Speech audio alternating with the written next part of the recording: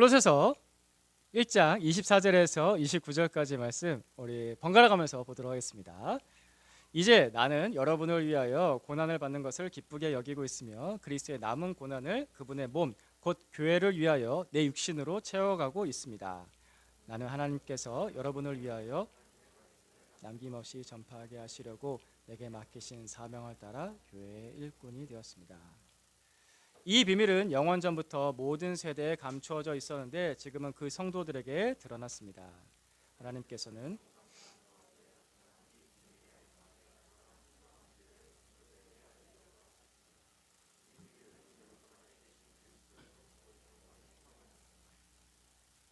우리는 이 그리스도를 전합니다. 우리는 모든 사람을 그리스도 안에서 온전한 사람으로 세우기 위하여 모든 사람에게 권하며 지혜를 다하여 모든 사람을 가르칩니다. 이 일을 위하여 나도 내 속에서 능력으로 작용하는 그분의 활력을 따라 수고하며 애쓰고 있습니다. 아멘. 여러분, 교회는 무엇을 위해서 존재하는 공동체일까? 여러분, 이 교회의 존재 목적에 대한 답이 있으십니까? 교회가 왜 존재하느냐를 어떻게 설명하느냐에 따라서 우리의 신앙이 달라집니다. 각자 개인의 신앙이 달라집니다. 그리고 공동체 전체의 신앙이 달라집니다. 그래서 교회를 어떻게 정의하느냐가 굉장히 중요합니다.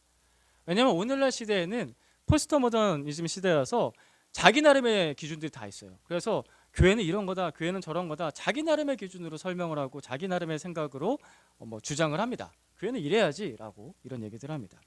보통 세상에서 이러죠. 교회가 누구를 믿는지 세상은 관심 없습니다. 교회가 그 누구를 왜 믿는지, 무엇을 위해서 믿는지 세상은 그거 별로 관심 없습니다. 세상이 교회에게 요청하는 건 뭐냐면은 이 세상에 잘 굴러가도록 교회가, 종교가, 전체적으로 종교가 윤활제 역할을 잘 해주기만 바랍니다. 그러니까 우리를 좀 부드럽게 해줘, 우리를 좀 마음을 편하게 해줘 라는 것은 세상을 우리에게 요청하는 것입니다. 너희는 윤활제 역할을 해라. 그래서 교회를, 어떤 교회를 좋게 보냐면요, 그러니까 누구나 들었을 때 좀 기분 좋은 말을 하고, 그리고 봉사활동 많이 하면은 저 교회 참 좋은 교회, 저 교회 성도들은 참 착한 성도, 저 교회 목사는 괜찮은 목사야, 이상한 목사가 아니야 라는 이런 인식을 가지죠. 물론 착하게 살아야죠. 그건 맞는데 이게 교회를 바르게 정의하는 것은 아닙니다. 제가 작년 겨울 12월 25일 크리스마스 시즌에 한 뉴스를 봤습니다. 이 뉴스는 뭐였냐면, 요즘에 인터넷 뉴스가 많잖아요. 인터넷 뉴스, 그냥 지나가는 막 인터넷 뉴스 중에서 어떤 게시판에 올라왔던 글을 나르는 그런 뉴스였습니다. 여러분도 아마 한 번쯤 봤을 수 있는데, 그 게시판에 올라왔던 제목이 이거였습니다. 크리스마스 기념으로 플렉스라는 것을 한번 해봤습니다. 혹시 보셨습니까? 크리스마스를 기념으로 플렉스라는 것을 한번 해봤습니다라는 그 글, 게시판에 올라온 글 한번 보셨는지. 보신 분이 없으시군요. 예. 그 내용은요, 한 부부가요, 본인들이 기독교인이에요. 본인들이 기독교인인데 본인들은 기독교인이지만 헌금을 교회에 하지 않습니다 라고 하면서 이야기를 시작합니다. 그래서 그 헌금을 1년 동안 잘 적축을 해서 보육원 어린이들, 그리고 독거노인들을 돕는데 썼다면서 이렇게 사진이 하나 올라오죠. 많은 선물들을 산 사진이 올라오고, 그렇게 봉사를 했다, 구제를 했다, 섬겼다라는 내용이 올라왔습니다. 그 글의 댓글들은 아시겠죠? 그 분위기는 다 이제 칭찬하는 내용들이 많이 있었습니다. 아마도 그러니까 일부 교회와 그 목사님들이 돈 때문에 부정을 행한 일들을 보고서 그에 대한 반대 입장에 선 생각으로 이런 행동을 하지 않았을까라고 생각합니다. 이해합니다. 이 사람들의 행동이 나쁘다는 게 아니에요. 착해요. 착한 행동입니다. 그런데 기독교인의 관점이 있죠. 기독교인의 가치관이 있습니다. 그 가치관의 기준은 성경입니다. 어떤 사람이 그의 시간을 어떻게 쓰느냐, 어떤 사람이 그의 돈을 어떻게 쓰느냐를 보면은 그 사람의 가치관이 드러나게 되어 있습니다. 그래서 그 내용을 보고 나서 제가 이런 질문이 떠오르더라고요. 착한데, 좋은데 과연 이분들은 교회라는 공동체를 뭐 하는 곳이라고 생각했기 때문에 이렇게 행동을 했을까? 그리고 그리스도인이 예수를 믿는 목적이 뭐라고 생각해서 이것을 자랑을 했을까? 저는 좀 의문을 던지게 되더라고요. 그리스도인 착해야죠. 여러분 착하게 사세요. 나쁘게 살면 안 돼요. 여러분 회사에서 여러분이 착하다는 소문이 나야 돼요. 아멘? 왜 아멘 안 하세요? 착하다, 그 누구보다 착해야 돼. 아멘? 끝까지 아멘 안 해. 예를 들어 착하게 살아라? 네, 그렇지. 착하게 살아야 돼. 그리스도는 그 누구보다 착해야 돼. 그 누구보다도 빛처럼 착해야 돼요. 그건 맞아요. 그래서 우리 교회도 때때마다 구제 활동 하잖아요. 그렇죠? 이웃과 나라들을 위해서 구제 활동합니다. 섬기는 활동 한다고요. 저도 얼마 없는 용돈 쪼개가지고 구제금 보내요. 여러분도 그렇게 사시잖아요. 그죠? 사세요, 제발. 그렇게 살아야 돼요. 예수 믿는 사람 착해야 됩니다. 착한 건 맞아요. 착해야 되는데 이것이 교회가 존재하는 제일 첫 번째 목적인가? 이것이 그리스도인이 예수 믿고 살아가는 제일 첫 번째 목적인가? 이거는 다시 따져봐야 됩니다. 우선순위라는 게 있습니다. 교회는 착하게 살라고만 얘기하는 그런 공동체가 아닙니다. 교회는 나의 죄를 용서하시기 위해서 십자가 지신 예수 그리스도를 전파하는 교회입니다. 맞습니까? 교회는 그런 곳입니다. 그래서 우리 교회가 양육을 한다. 왜 양육을 하냐? 그 목적도 예수 그리스도를 전파하기 위해서입니다. 예수 그리스도를 가르치고 예수 그리스도를 닮은 삶을 살 수 있도록 돕기 위해서 양육이라는 걸 하는 겁니다. 그래서 오늘은 우리 교회는 왜 존재하나? 우리는 왜 존재하나? 우리는 왜 교회에서 맨날 양육한다고, 별로 재미도 없는 거 맨날 한다고 왜 이렇게 난리를 치나? 그거를, 그 왜에 대한 질문의 답을 성경에서 찾아보겠습니다. 24절 말씀. 오늘 보면 24절 말씀 같이 봅니다. 시작. 이제 나는 여러분을 위하여 고난을 받는 것을 기쁘게 여기고 있으며 그분의 몸 곧 교회를 위하여 내 육신으로 채워가고 있습니다. 그리스도의 남은 고난. 우리 예수님께서 2000년 전에 골고다 언덕 그 십자가에서 우리의 모든 죄의 값을 다 치르고 죽으셨습니다. 그때 완성이 됐습니다. 우리의 죄 용서가 완성이 됐습니다. 예수님께서 마지막에 이렇게 말씀하셨잖아요. 다 이루었다. 이 말 뜻은 죄값을 다 치렀다라는 의미를 담고 있습니다. 다 이루었다라는 말 속에는. 그러니까 그때 죄 용서는 끝난 거예요. 완성이 된 거예요. 그런데 골로새서 이 말씀에 보면요, 그리스도의 남은 고난이 있다라고 하는 거예요. 이게 뭘까라는 거예요. 제가 예를 들어보겠습니다. 우리 시대에는 결혼하는 거 힘들어합니다. 그죠? 여러분들이 힘든 결단하신 거예요.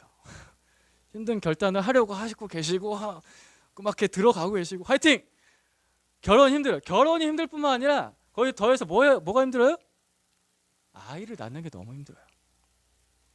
그러니까 환경적으로도 힘들고 경제적으로도 힘들고 이게 뭐 이렇게 편하지가 않아요. 그러니까 옛날 시대처럼 아이를 그냥 순풍순풍 잘 낳고 아이들이 알아서 잘 크고 이런 분위기가 아니잖아요. 그러니까 힘들어요. 이게 고난이 있어요. 결혼을 한다는 거, 가정을 이룬다라는 고통이 있고 거기서 부모가 된다라는 힘듦이 있어요. 얘들아 이걸 알아야 돼. 너희가 우리 어린이들아, 엄마한테 늘 감사해라. 아빠한테 감사하고 그지, 부모한테 감사해라. 힘들게 결단들 하신 분이시다. 고마워해야 돼. 그래서 너희들이 태어났지 않니? 이게 힘들어요. 먼저 이제 재정적인 부분을 보면요, 제가 어제 계산을 해봤거든요. 근데 이거 2019년 기준으로 계산을 한 거예요. 그 인터넷에 보시면요, 아이 양육비 계산이라는 그런 사이트가 있어요. 그래서 아이가 태어나면서부터 대학교 때까지 얼마가 되나 이거를 계산을 해보는 거예요. 그래서 제가 심심해서 한번 다시 계산해봤는데, 다시 한번 더 말씀드리자면 2019년 기준입니다. 2019년 기준으로 아이가 태어나서 영어기부터 대학교 졸업할 때까지 드는 최소 비용, 제가 정말 최소 비용을 잡았거든요. 최소 비용이 2억 1천 얼마가 나옵니다. 2억 1천 얼마. 한 명에. 제가 최소 비용이라고 말씀드렸잖아요. 이건 무슨 말이냐면요, 세상적으로 표현하자면은 우주의 모든 기운이 우리를 도와줘야 돼. 우주의 모든 기운이 우리를 도와줘서 아이가 태어났는데 너무 건강해요. 병원 안 가. 절대 아프지 않아. 그리고 아이가 생각보다 똑똑해. 하나를 가르치면 둘을 알아. 과외가 필요가 없어요. 학원 안 보내도 되고 과외 필요 없고 아이가 학교만 가도 되는 거예요. 그래서 아이가 학교만 가서 대학교를 그냥 턱 하고 들어가는 거지. 들어갔는데 장학금을 받는 거예요. 자, 이런 상황 속에서 드는 비용이 2억 1,000만 원 정도예요. 2억 1,000만 원 정도. 한 명당. 여러분 화이팅! 그런 겁니다. 근데 이게 돈 문제만은 아니잖아요, 여러분. 돈 문제만 아니에요. 그리고 사실 이렇게 되려는 보장이 없습니다. 아이들이 자라면서 이 모든 자라는 과정 속에서 아이들이 육체적으로 겪는 고통이 있고요, 그죠? 아이들이 아는데 육체적으로 겪는 고통이 있어요. 그치? 힘들지, 애들아. 그리고 정신적인 고통이 있어요. 애들이 맨날 좋아하는 거 같죠. 하지만 얘들이 나름대로 스트레스가 있다고요. 이번에 또 새 학기를 시작을 했는데 내가 좋아하는 친구랑 같은 반이 안 됐어요. 너무 슬퍼요. 그러니까 그런 모든 과정들을 부모가 그 육체적 고통과 정신적 고통을 같이 해요. 걱정한다고요. 제가 요즘에 저녁 식사 때마다 아이들하고 식사할 때마다 맨날 물어봐요. 학교 생활은 괜찮니? 진짜 진심으로 걱정이 돼서 혹시라도 문제가 있을까 봐. 요즘에 학교 폭력 얘기가 얼마나 많이 나옵니까? 뉴스를 볼 때마다. 정말 걱정이 돼요. 그래서 괜찮은지, 애가 맞고 다니진 않는지, 누굴 때리지는 않는지 걱정이 된다고요. 그 모든 고통의 부모는 함께 하는 겁니다. 제가 뭐 얘기하려고 이 얘기했을까요? 이해가 되시죠? 저렇게 소리를 지른다고요. 하지만 아이들에 대해서 인정을 해야 돼요. 하준이가 너무 힘들어하면 가끔 밖으로 나오세요. 그냥 여러분, 하준이를 우리가 같이 키우는 거예요. 그러니까 시끄러워도 그냥 받아주세요. 아시겠죠? 원래 애는 그래요. 그러니까 잠깐 이렇게 소란스러워서 설교에 이렇게 초점이 흐려져도 우리는 감당하는 거예요. 그게 교회니까. 자, 교회 얘기로 다시 들어가겠습니다. 이처럼 엄마의 고통 속에서 한 아이가 태어나듯이 예수 그리스도의 그 십자가의 고통 속에서, 영적인 해산의 고통 속에서 한 명의 아이가, 하나님의 자녀가 태어납니다. 십자가의 고통은 2000년 전에 끝났지만 한 사람이 태어날 때 주님의 그 고통은 다시 한 번 더 반복이 되는 거예요. 아이 태어나듯이. 태어나면 끝입니까? 그 한 명의 그리스도인, 그 어린 그리스도인이 건강하게 성장하기 위해서는 양육의 고난이 있는 거예요. 한 아이가 양육자로서 고난을 감당하는 그 부모 아래서, 그 가정 아래서 건강하게 자라잖아요. 그것처럼 똑같이 한 명의 어린 그리스도인이 그 어린 그리스도인이 잘 자라나도록 그 고통과 고난을 같이 감내하는 교회와 양육자가 있을 때 그 어린 그리스도인이 안심하고 의지하면서 건강하게 자라나는 겁니다. 이것이 오늘 말씀에 나오는 그리스도의 남은 고난을 교회를 위하여 채운다라는 뜻입니다. 이게 그리스도의 남은 고난입니다. 그래서 교회는 이렇게 정의할 수 있습니다. 교회는 한 명의 사람이 하나님의 자녀로 태어나고 그 태어난 하나님의 자녀가 건강하게 자라나는 영적인 가정이다. 가정 안에서는 모든 것을 다 품어주는 거예요. 허물과 실수도 다 품어주고, 그리고 아이가 바르게 자라나도록 돕는 겁니다. 또한 그래서 그 영적 가정인 교회가 존재하는 목적은 전도와 양육이 첫 번째 목적입니다. 우리는 구제기관이 되는 것이 첫 번째 목적은 아닙니다. 그것도 중요하지만, 안 하자는 게 아니지만 착하게 사세요, 제발. 착하게 사는 게 맞지만 그것이 첫 번째는 아닙니다. 첫 번째는 태어나고 자라게 하는 영적 가정으로서의 역할을 우리가 바르게 감수하는 겁니다. 그게 그리스도의 남은 고난이니까. 우리 예수님께서 지금도 감수하시는 고난이기 때문에 그렇습니다. 오늘 이 이야기를 계속하려고 합니다. 28절 말씀 우리 같이 봅니다. 시작. 우리는 이 그리스도를 전합니다. 우리는 모든 사람을 그리스도 안에서 온전한 사람으로 세우기 위하여 모든 사람에게 권하며 지혜를 다하여 모든 사람을 가르칩니다. 아멘. 우리는 이 그리스도를 전합니다. 이 말은 전도입니다. 즉 전도가 모든 양육의 시작점입니다. 우리 교회가 양육하는 흐름을 제가 간단하게 정리를 해봤습니다. 저만 알고 있는 면은 별로 이렇게 안 좋겠더라고요. 그래서 오늘 이 전체적인 흐름에 대해서 좀 같이 나누고 같이 좀 공유를 해야겠다라는 생각이 들었습니다. 전도가 모든 양육의 시작점입니다. 전도 빼고 양육을 시작한다, 이건 말이 안 되는 거예요. 그런 건 있을 수가 없습니다. 그래서 우리 전도가 되든 안 되든 매해마다 전도 초청 예배를 드리잖아요. 전도 초청 예배 전도 대상자 안 왔어도 우리는 전도 초청 예배를 드립니다. 근데 하다 보니까 이렇게 전도가 또 되더라고요. 한 사람씩 전도가 또 돼요. 이게 감사한 일이에요. 되든 안 되든 초청 모임을 하고, 되든 안 되든 우리가 뭐 전도지를 전하든 뭐 간증을 하든 교회를 부르든 합니다. 그래서 전도 대상자가 우리 교회로 왔어요. 우리 교회로 온 그 전도 대상자가 이전에 교회를 다녔든 안 다녔든 뭐부터 시작하냐? 복음을 전하는 것부터 시작을 합니다. 왜냐하면 태어나지 않은 사람을 양육한다는 것은 말이 안 되는 거예요. 그러니까 영적으로 하나님의 자녀로 태어났는지 안 태어났는지 이거를 확인하는 과정이 먼저가 필요한 거예요. 그러니까 당신이 교회 오래 다녔으니까 자, 첫 번째 단계 건너뛰고 양육부터 그 다음 뭐 자녀로 살고 제자로 살고 일꾼으로 사세요. 이게 아니에요. 무조건 처음부터 이 사람이 제대로 예수를 믿었는지 확인하는 겁니다. 전도라는 시작점 없이 양육은 절대 이루어지지 않습니다. 그래서 우리 교회는 무조건 전도부터 시작합니다. 그죠? 여기 오신 분들 다 그렇게 통과하셨잖아요. 전도부터 시작해요. 전도라는 시작점이 모든 양육의 첫 번째 단계다. 이걸 잊으시면 안 됩니다. 그래서 우리 교회는 지금 사실 전도에 많은 시간을 쏟고 있습니다. 우리가 무슨 전도를 그렇게 많이 하고 있나? 아니에요. 실제적으로 지금 우리가 계속하고 있는 설교, 양육, 그리고 우리 만남 속에서 하는, 그리고 우리 기도 속에 하는 가장 많은 기도 제목은 전도에 있습니다. 한번 확인해 보세요. 우리가 지금 뭐 하고 있나? 그 내용이 뭐에 초점이 있나? 저는 계속해서 전도하고 있습니다. 양육할 때마다 계속 전도하고 있습니다. 여기에 제일 많은 시간을 쏟고 있습니다. 전도의 처음은 이렇게 시작을 하죠. 이렇게 전도지, 하나님의 선물이 영생. 이거 아마 우리 교회 오신 분들 또 다 보셨을 거예요. 하나님의 선물이 영생, 전도지로 복음을 전하는 거. 그리고 또 이제 여러분들 쉽게 할 수 있는 방법이 뭐냐면은 내가 어떻게 예수를 믿었는지 간증 나누는 거. 그러니까 여러분 제가 복음 전하고 나면은 간증문 써오라고 이제 숙제 내줄 때 있잖아요. 그 써오신 거 잘 보고 계세요? 외우셨습니까? 내가 예수 믿는 사람이고 정말 거듭난 사람이라고 한다면은 적어도 이 두 가지는 해야 돼요. 이 전도지 하나 정도는 외우셔야 되고요. 간증 하나 정도는 외우고 있어야 돼요. 그러니까 그게 외운다는 말은 뭐냐면은 내 안에 안전히 내면화된다는 거예요. 그러니까 누구를 만나든지 간에 누가 나한테 베드로전서 3장 15절 너희 안에 있는 소망에 관한 이유를 묻는 자에게 대답할 것을 항상 준비하되, 그죠? 내가 언제든지 나눌 수 있을 준비가 돼 있는 거예요. 그게 예수 믿는 사람인 거예요. 그죠? 요거까지.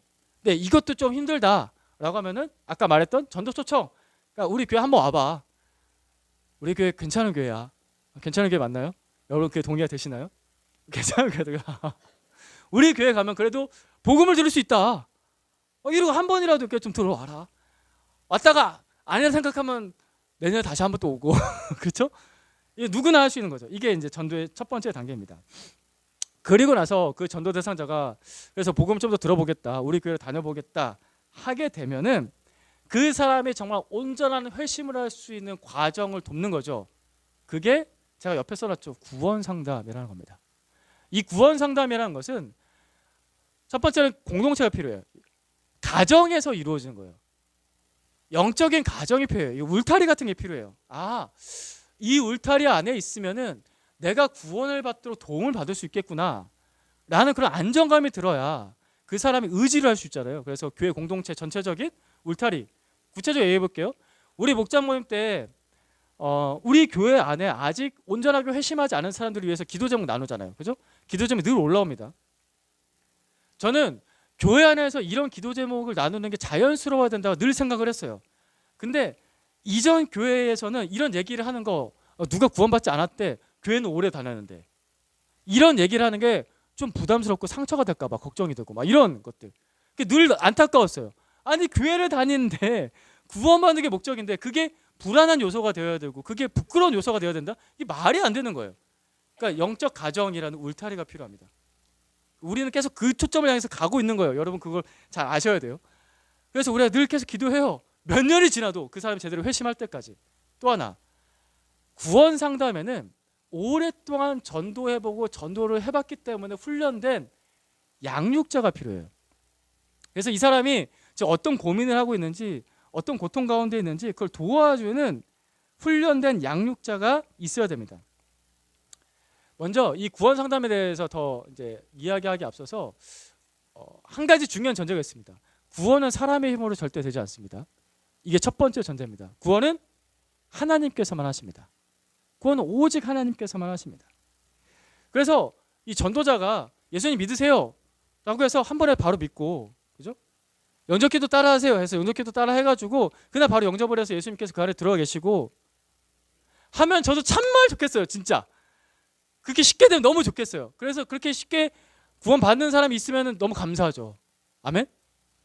여러분들에게 그런 놀라운 은혜가 있기를, 저에게도 그런 놀라운 은혜가 있기를. 그러니까 한 번에 전도해서 그 사람이 구원 받는 거, 성경에 보면 그런 얘기들 많이 나오잖아요. 근데 왜 그걸 보는 게 쉽지가 않을까? 이게 늘 저의 고민인 거예요. 여러분들 그런 고민 있으시잖아요.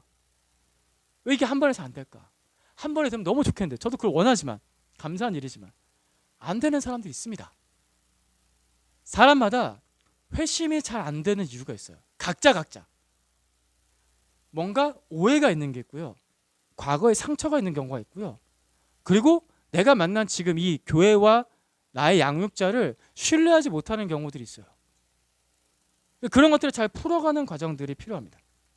그래서 전도자는 그 한 사람을 잘 하나님의 자녀로 태어날 수 있도록 산파 역할을 합니다. 정리를 하자면은, 산파가 아이를 직접 낳는 건 아니죠. 아이는 산모가 낳는 거예요. 똑같이 전도자가 직접 그 사람을 구원받게 하는 건 아닙니다. 제가 여러분을 구원시킬 수는 없어요. 구원은 하나님께서만 하십니다. 근데 예수님께서 그 한 사람이 태어나게 하는, 거듭나게 하는 그 남은 고난을, 그 수고를 하실 때, 또 전도 받는 사람 입장에서 생각할게요. 여러분들, 제가 전도를 오랫동안 하다 보니까 경험하게 된 게 뭐냐면은, 전도를 당하는 사람, 그러니까 전도 대상자 입장에서도 굉장히 힘든 게 있어요. 나는 왜 못 믿을까? 그죠? 나는 왜 이게 이해가 안 될까? 나는 이게 왜 마음에 안 와닿지?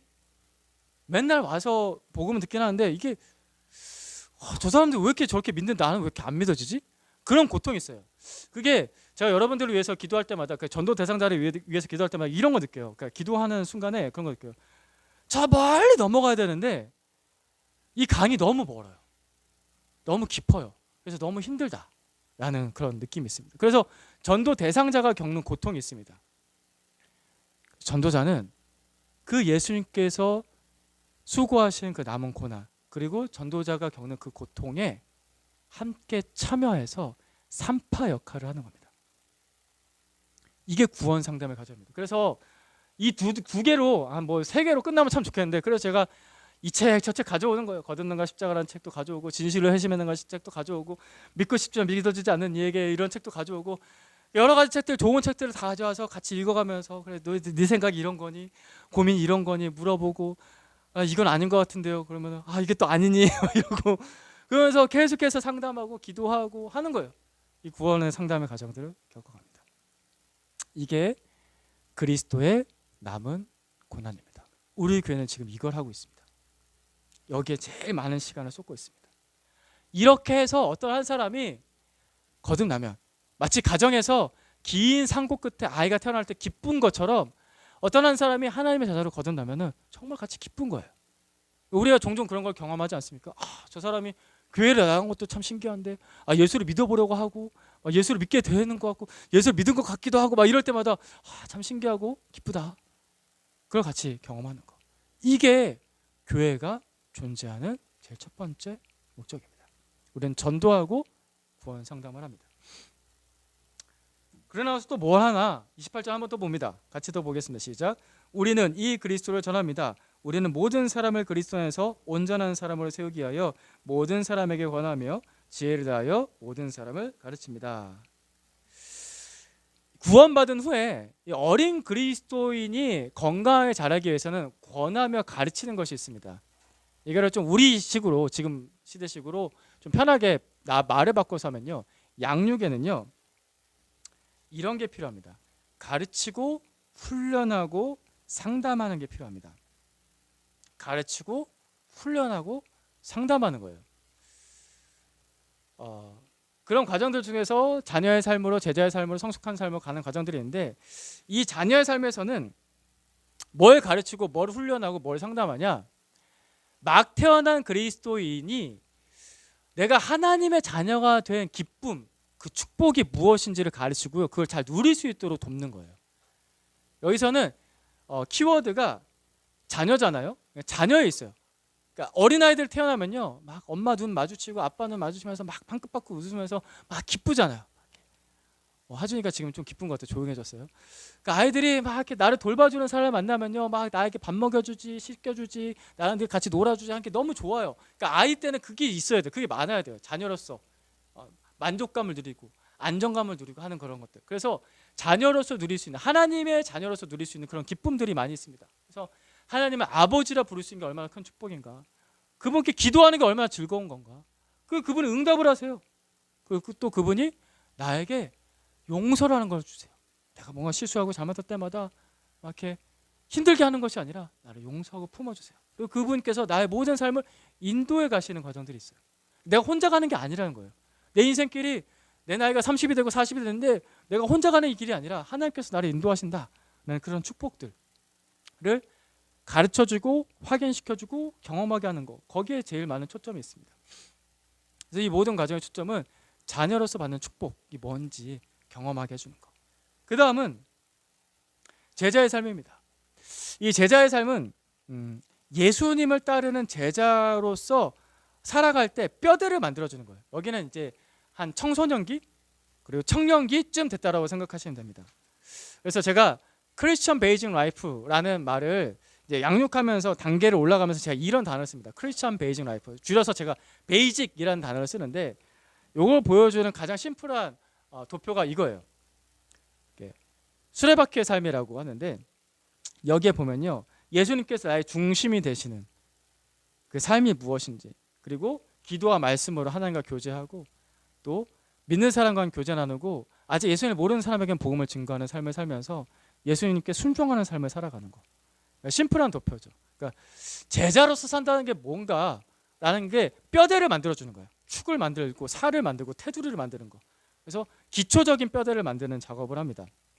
근데 여기서 이 뼈대를 세워갈 때 제가 여러 가지 주제들을 설명을 하는데, 근데 이 수레바퀴잖아요. 이게 수레바퀴는 목적이 뭐예요? 굴러가는 거예요. 그러면 이 수레바퀴가 힘차게 굴러간다, 잘 굴러간다 라고 하게 되면은 이 수레바퀴에서는 뭐가 보일까요? 이게 막 굴러가요. 자동차 휠을 생각하시면 돼요. 자동차가 막 굴러가요.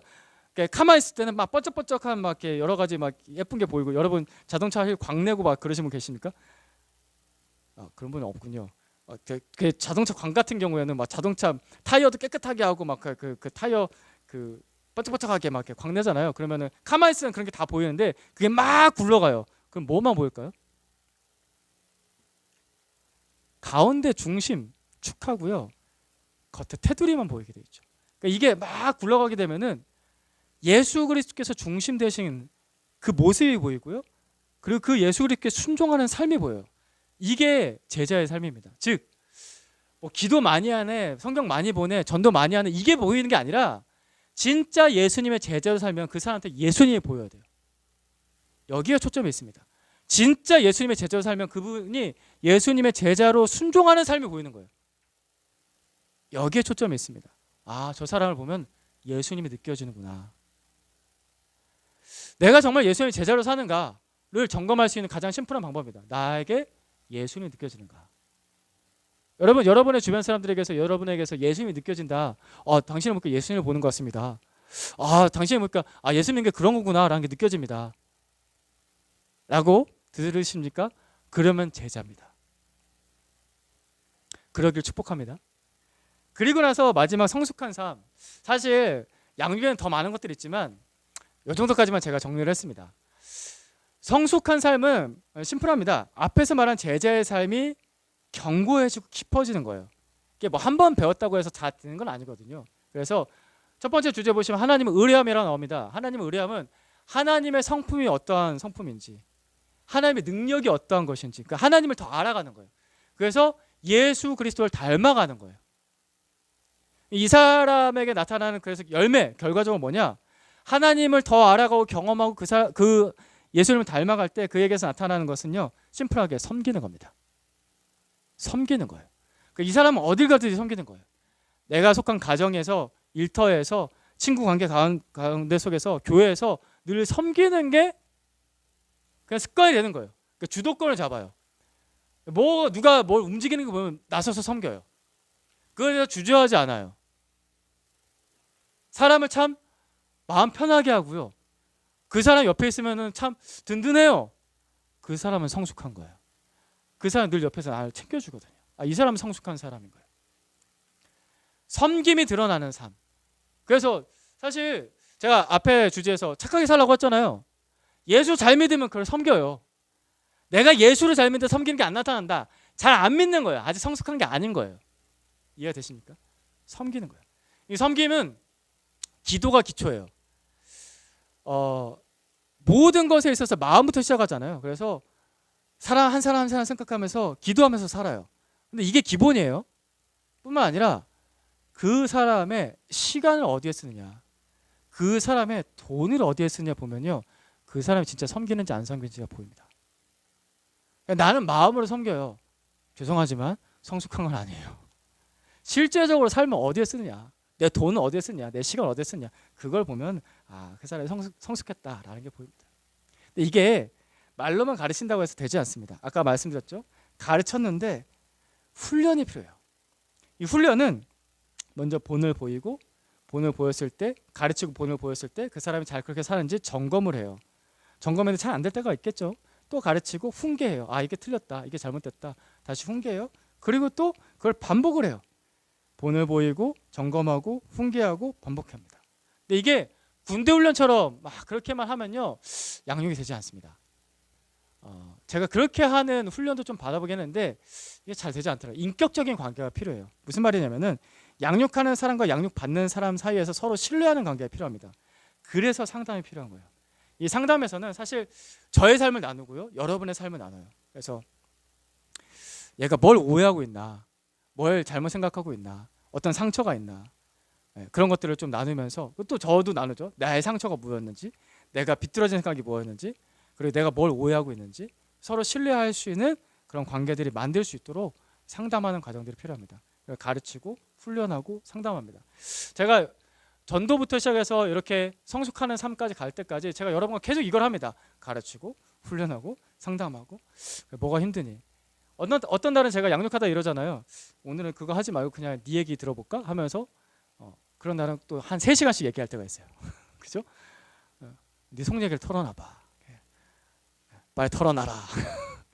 사실 그래서 양육에 있어서는요, 진짜 부모와 자녀처럼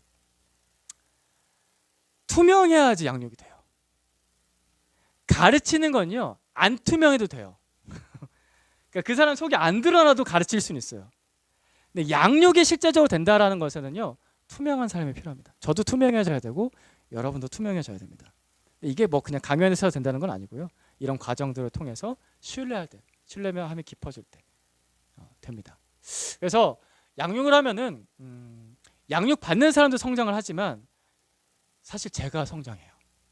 이 양육의 가장 큰 장점입니다. 그래서 제가 양육을 하려고 하는 거예요.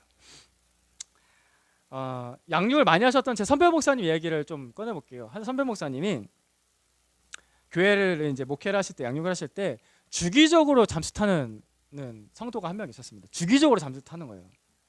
그러니까 잠수를 타면요, 예배만 안 나오는 게 아니에요. 그러니까 모든 연락을 다 끊어버려요. 근데 그 교회가 큰 교회도 아니에요. 몇 날 며칠, 몇 달 막 이렇게 잠수 타다가 갑자기 어느 날 갑자기 자신은 아무 일 없었다는데 짜잔하고 나타나서, 목사님 안녕하세요. 이게 얼마나 황당해요. 목사님도 황당하지만 성도님들은 얼마나 황당할 거예요. 쟤 뭐야? 왜 저러는 거야? 이게 대형 교회라면 흔하고 쉬운 일이에요. 큰 교회에서 몇 사람이 뭐 안 나와서 뭐 이렇게 교회 안 나온다, 뭐 흔하잖아요. 그러다가 몇 달 있다가 갑자기 혼자서 플러스 나오잖아요. 대형 교회 그런 애들이 많잖아요. 근데 이게 그런 교회가 아니라 몇 명 되지도 않은 교회에서 한 사람 한 사람 양육하는 목회자 입장에서는요, 또 그런 교회의 분위기가 가진 성도들 입장에서는 이게 지치는 일이에요. 이게 뭐 하자는 건지. 굉장히 지치는 일이거든요. 그래서 그 선배 목사님 성도에게 이렇게 얘기했어요. 얘야, 힘든 일이 있으면 또 숨고 싶을 거야. 그지? 그럼 또 숨고 싶을 때 문자 한 통만 남겨다오. 목사님, 제가 또 그냥 마음이 또 너무 힘드네요. 제가 좀 잠수 좀 탈게요. 문자 한 통만 남겨다오. 그러면 우리가 좀 기다려줄 수 있을 것 같아. 근데 문자 한 통도 남기지 않고 이렇게 막무가내로 연락 끊었다가 갑자기 나타나면은 솔직히 말하자면 우리 교회 사람들도 지치고 나도 지친다. 그 얘기를 했대요. 요즘 시대에 목회자가 성도한테 이런 얘기하는 것도 힘들어요. 목사님 지친다고요? 여러분 그런 얘기 들었을 때 난 기분 나쁠 것 같다. 성숙하지 않은 거예요. 회심하셨는지 점검해 보셔야 돼요. 목사님 지친다고요? 우리 교회 성도들 나한테 지친다고 했어요? 누가요? 이러면서 삐지고 또 잠수 타겠죠. 양육이 안 되는 거예요. 이러면. 그런데요, 목자가 나한테 그렇게 듣기 싫은 말을 한다라는 것은요, 애정이 있다는 뜻이에요. 내가 뭔가 잘못했는데, 분명히 잘못했는데 나한테 듣기 싫은 말, 훈계하는 말 한마디도 안 한다. 애정이 없다는 거예요. 좋은 양육자는 성도를, 나에게 보내준 성도를 품고서 애정을 가지고 가르치고 훈련시키고 상담을 합니다. 이게 양육입니다. 우리 교회는 이런 걸 하는 공동체인 거예요. 저만? 아니요. 저는 여러분들이 함께 이것을 하기를 기대합니다. 교회다운 교회가 되기를. 우리 교회 첫 번째 기도점이 뭐예요? 제자를 세우는 제자, 교회를 세우는 교회. 이런 교회가 되기를. 마지막으로 이런 양육에는 두 가지 중요한 원리가 있습니다. 우리가 28절 말씀 굉장히 여러 차례 보고 있습니다. 여기 한 구절의 말씀에 바울의 양육의 모든 노하우를 응축시켰다라고도 볼 수 있습니다. 한 번 더 같이 읽겠습니다. 같이 봅니다. 시작. 우리는 이 그리스도를 전합니다. 우리는 모든 사람을 그리스도에서 온전한 사람을 세우게 하여 모든 사람에게 권하며 지혜를 다하여 모든 사람을 가르칩니다. 반복되는 단어 모든 사람이라는 단어가 세 번이 반복되는데 왜 이렇게 세 번을 반복했을까? 이거를 원문을 좀 더 원문 뜻을 살려서 잘 번역하면 이렇습니다. 각각의 모든 사람입니다. 각각의 모든 사람. 그래서 영어로 표현하자면요, all이 아니라 everyone입니다. 영어 수업 다시 한번. all 하면요, all 하고 나서 그 다음에 뭐가 나와요? 복수 동사가 쫓아오죠. everyone 하면 뭐가 쫓아와요? 단수 동사가 쫓아옵니다. everyone은 단수 취급하죠. 그죠? 동의하십니까? 인정? 중학교 때 배웠니? all은 복수고 everyone 단수다. 헬라어 단어에 실제로 이게 모든 사람이 단수 취급을 합니다. 단수 명사가 와요. 각각의 모든 사람이에요. 즉 큰 대중을 대상으로 30명, 50명, 100명을 대상으로 양육하지 않는다는 거예요. 학교에서는 대중을 대상으로 가르칠 수는 있죠. 하지만 여러분 가정을 생각해 보세요. 가정에서는 소수 몇 명의 아이들을 양육합니다. 요즘 시대는 1명, 2명, 3명, 그렇죠? 옛날에는 많아도 10명이에요. 그 소수의 사람들을, 아이들을 데리고서 정말 아이를 키우듯이 1대1로 소그룹으로 무릎과 무릎을 맞대고 눈과 눈을 마주치면서 하는 게 양육입니다. 이게 양육하는 방법의 원리입니다. 그래서 저희 교회가 1대1로 하고 소그룹 하는 거예요. 여러 사람, 모든 사람 대중을 놓고서 세미나 하듯이 가르치지 않는다고요. 그죠? 그래서 한 사람 한 사람 물어보죠. 대답해봐. 이렇게 물어보죠. 넌 어떻게 생각해? 라고 계속 물어보죠. 저만 얘기하지 않잖아요. 예, 그렇게 합니다. 또 하나 29절 이어서 마지막 구절이죠. 같이 보니다 시작. 이 일을 위하여 나도 내 속에서 능력으로 작용하는 그분의 활력을 따라 수고하며 애쓰고 있습니다. 양육의 마지막 원리입니다. 양육은 하나님께서 하시는 것입니다. 물론 사도 바울도 수고하며 애쓰고 있다고 말합니다. 목회자나 교회 리더가 수고하고 애쓰는 게 있어요. 하지만 그들의 능력으로 양육이 되는 게 아니에요. 구원이 하나님의 능력으로만 되잖아요. 그죠? 똑같이 그 한 사람이 양육돼서 성장하는 것도 하나님의 은혜로만 됩니다. 동의하십니까? 이거에 정말 전적으로 의지해야 돼요. 하나님의 은혜가 빠지면 사람이 앞에 나서요. 그리고 교만해집니다. 제가 제자 훈련, 제자 양육을 오랫동안 제가 프로라고 말하기는 좀 부끄럽습니다. 그래도 오랫동안 해보면서 제자 훈련, 제자 양육에 맹점이 있어요. 교만해진다는 거예요. 나 배웠다는 거예요. 나 안다는 거예요. 나 그래서 로드십도 알고요. 말씀과 기도 생활 어떻게 하는지 알고 전도하는 거 알아요. 저 전도지 다 외워요. 저 69절 다 외워요. 안다는 거예요. 양육자도 내가 이만큼 알지? 교만해집니다. 은혜가 빠지면 교만해집니다. 이게 양육의 훈련의 맹점입니다. 그래서 이걸 기억해야 됩니다. 양육이란 건 뭐냐? 우리 예수님께서 하시는 수고에 우리가 동참하는 거예요. 그분이 먼저 계십니다. 그분이 먼저 하십니다. 그 수고에 동참합니다. 어떻게? 양육을 함으로, 양육을 잘 받음으로. 우리 예수님께서 그 남은 고난을 수고로 그 십자가를 지고 가실 때 거기에 우리가 동참하는 거예요. 양육을 함으로, 양육을 잘 받음으로. 예수님이 먼저 계십니다. 그분의 은혜가 먼저 계십니다. 그래서 예수님께서 하시는 수고, 우리가 같이 수고하는 거니까 이게 얼마나 가치 있는 일이냐고요. 내 안에서 생명으로 일하시는 분이 계시니까 우리의 수고가 얼마나 가치 있고 또 얼마나 기쁨이 있을까요? 그래서 여러분이 양육 받으실 때 아마 이 두 가지 감정을 느낄 거예요. 여러분 실제적으로 느끼는 게, 이거와 관련해서 실질적으로 느끼는 게 뭐냐면요, 양육 받는 게 힘들어요. 그래서 매번 양육 신청하라고 할 때마다 고민하고 갈등하고 언제 하지, 어떻게 하지, 막 이번에 양육한 건너뛰면 안 될까? 이번에는 이거 좀 힘들 것 같아. 막 이렇게 양육하는 힘들어요. 근데 막상 양육 받고 나면 어때요? 뭔가 좋아. 그죠? 양육 받는 게 힘든데 양육 받고 나면 뭔가 좋아. 저도 똑같이 경험해요. 저도 매번 양육 계획을 짤 때마다 이것도 해야 되나? 이런 생각해요.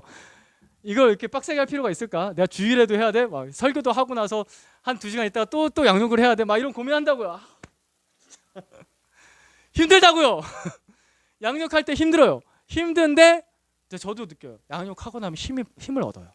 이게 참 힘들어요. 이게 참 재밌어요. 신기해요. 29절 말씀 제가 매번 경험을 해요. 양육할 때마다 내 속에서 능력으로 작용하실 그분의 활력이 있어요. 은혜로 하는 겁니다. 양육하는 것도, 양육받는 것도 은혜로 하는 거예요. 이걸 잊으면 안 돼요. 이거 있는 순간 사람은 다 교만에 떨어집니다. 그럴 거면 양육할 필요가 없어요. 안 한 게 나아요. 은혜로 하는 거다. 잘 기억하셔야 됩니다. 이게 양육의 중요한 마지막 원리입니다. 말씀을 맺겠습니다. 살아가면서 여러분 여러 가지 고난이 있어요. 고난이 있습니다. 고난이 없을 수는 없습니다. 근데 인생 살아가다 보니까 약간 쓸데없는 고난이 있을 때가 있어요. 쓸데없는, 그래서 고생이라고 제가 표현하겠습니다. 고난이라기보다 고생.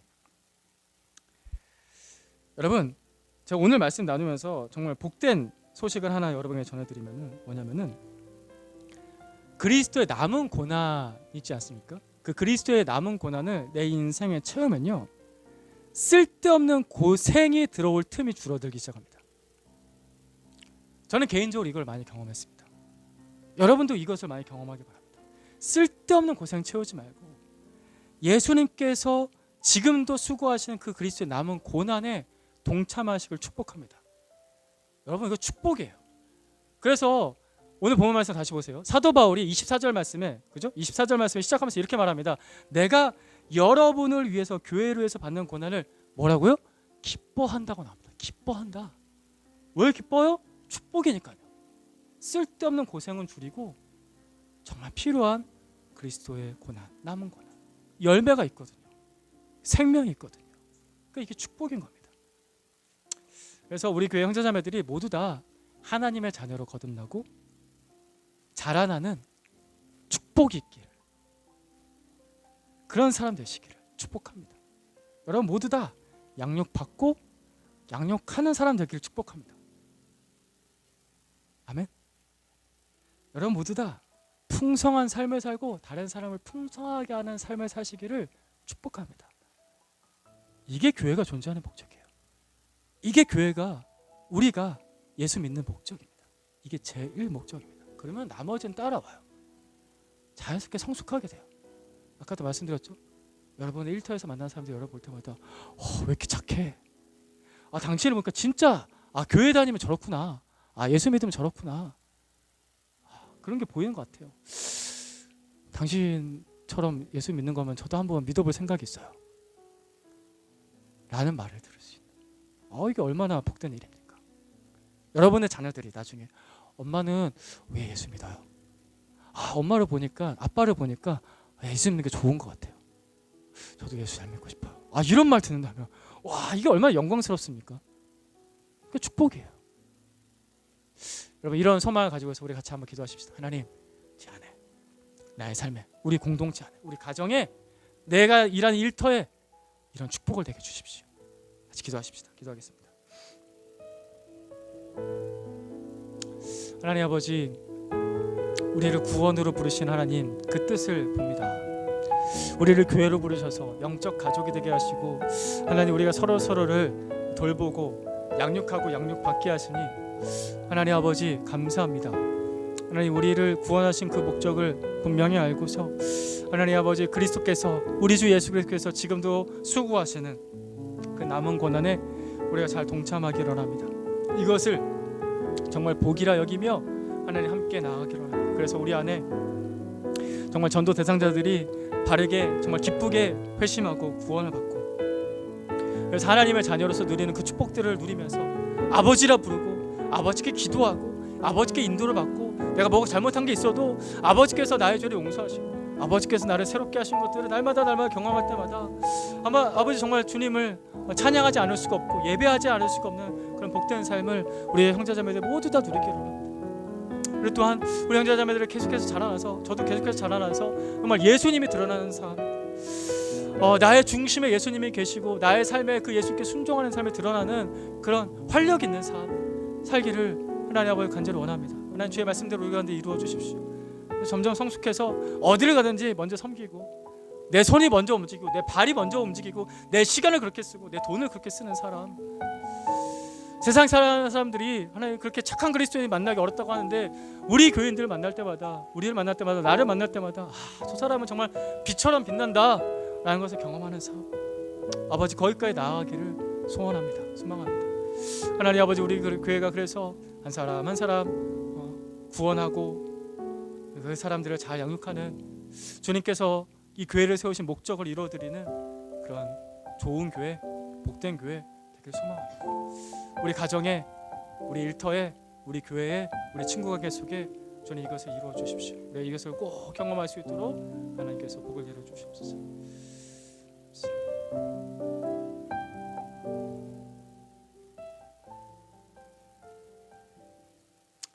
하나님, 주님의 말씀대로 교회를 세워주시고 주의 말씀대로 교회가 교회답게 해주십시오. 주의 말씀대로 우리를 구원하시고 주의 말씀대로 우리가 하나님의 자녀답게 제자답게 살 수 있게 해주십시오. 그래서 우리가 이 혼란스러운 시대 가운데 이것이 옳은지 저것이 옳은지 기준이 불분명한 이 시대 가운데 하나님 주님께서 계획하신 그 계획을 분명하게 선명하게 이루어드리는 그리스도인 하나님의 자녀 교회 될 수 있게 아버지 우리를 계속해서 인도하여 주시옵소서. 주의 은혜에 의지합니다. 우리 주 예수 그리스도의 이름으로 기도드립니다. 아멘.